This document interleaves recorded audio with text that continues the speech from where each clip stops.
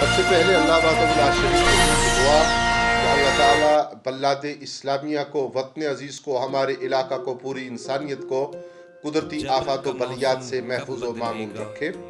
ضرورت اس بات کی ہے کہ ہم اپنی ذمہ داریوں کو محسوس کریں۔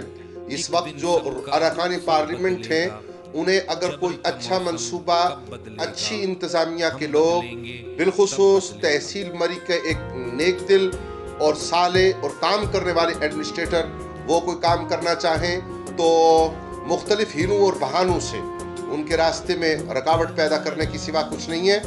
ضروری تھا کہ جب یہ کوہالہ کی اشارہ تعمیر کی جا رہی تھی تو اس وقت ان چیزوں کو چیک اور بیلنس رکھا جاتا۔ جگہ جگہ بارشوں کی وجہ سے بجلی کا تعطل ہے، غریب لوگوں کے مکان منہدم ہو رہے ہیں۔